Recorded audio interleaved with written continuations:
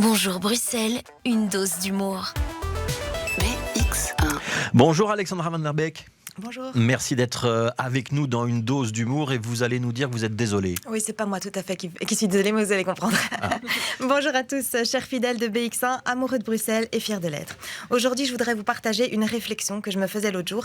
Et ne soyez pas étonnés, oui, je réfléchis. Et je ne parle pas du fait de je réfléchis au fait qu'il nous manque de l'huile d'olive ou que, oups, il est déjà 11h, l'heure du rendez-vous chez le dentiste pour ma fille, ou que zut, je viens de passer 3 heures à scroller sur TikTok et que ces petits culs sont certes très rebondis, mais c'est pas tout ça, il serait temps d'aller me laver. Non, je vous parle ici d'une vraie réflexion profonde sur les gens qui emploient des mots complètement à contresens. Typiquement, mon mec. Allez, on y va, on balance. On n'avait pas parlé de celui-là. Mon mec, son mot préféré, mais toujours employé à contresens, c'est désolé. Mise en situation. Fred, pourquoi il y a de l'eau partout dans la salle de bain, les essuies par terre, ton slip sale et tes chaussettes sales à côté de la baignoire et l'entièreté de ta tenue du jour dans la salle de bain? Ce à quoi il a le toupet de me répondre, oui ben désolé.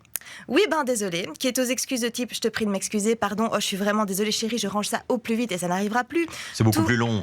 Tout le contraire, oui, c'est l'équivalent du remerciement dans le cadre d'un licenciement, littéralement du foutage de gueule. Oui ben désolé signifie en réalité oui ben j'en ai rien à foutre, merci. Et merci signifie merci de ne plus me parler de ça, voire merci de ne plus me parler tout court. Ou de ramasser mes affaires. Voilà. Et là aussi, le sens du mot merci est complètement galvaudé. Enfin, je veux dire, ça n'a plus rien à voir avec le sens du mot original. Je te remercie, c'est vraiment gentil. Sentiment de gratitude, c'est plutôt ferme-la ou sinon je vais m'énerver.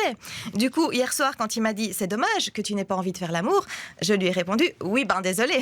C'est pratique quand on y réfléchit cette expression. Sinon, une autre stratégie pour s'excuser sans s'excuser, c'est d'assumer. Comme quand ton train est en retard et que tu as la jolie petite voix de la dame de la SNCB qui te dit le train en direction de Liège-Guillemins arrivera avec suspense environ 20 minutes de retard. Et là, il n'y a pas d'excuse, c'est juste normal. Tu sens vraiment qu'en termes de remords, c'est pas ça. On dirait que même la machine, elle prend son kiff. Il est même pas 9h du mat, elle s'est déjà foutue de la gueule de milliers de personnes comme ça avec ces petites annonces. Et j'ai voulu réfléchir à comment y remédier.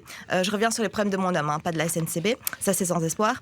Et malheureusement, je n'ai à l'heure actuelle trouvé aucun moyen de pression, voire de chantage affectif pour lui faire mettre ses chaussettes et son slip sale dans le panier. Alors, je ne sais plus quoi faire. J'ai arrêté de faire la cuisine, mais là, je deviens carrément victime de violences gastronomiques parce que mon mec, il ouvre une boîte de haricots rouges, il est content.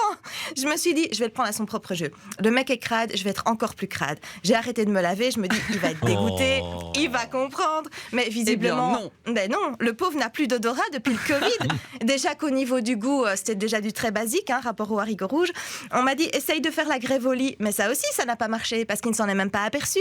Parce que faire grève ou le faire à notre fréquence habituelle, ça revient quasi au même. Le mec est intouchable, quoi. Rien ne peut l'atteindre, c'est désespérant. Et je voudrais m'adresser personnellement à nos auditeurs, nos téléspectateurs. Si vous avez des idées, n'hésitez pas à m'en faire part dans les commentaires. Je suis preneuse de toutes vos astuces. Ici, je tente le tout pour le tout en faisant une chronique humoristique diffusée en télé, en radio, DAB+, en stream directement depuis Internet des 4 coins du globe et rediffusée sur les réseaux sociaux. Et je vous accorde que comme sujet de chronique, c'est un peu léger. Oui, ben désolé. Mais merci quand même de m'avoir écouté. C'était nécessaire, ça m'a fait du bien. Et surtout, continuez à nous suivre sur BX1, c'est important. À très vite.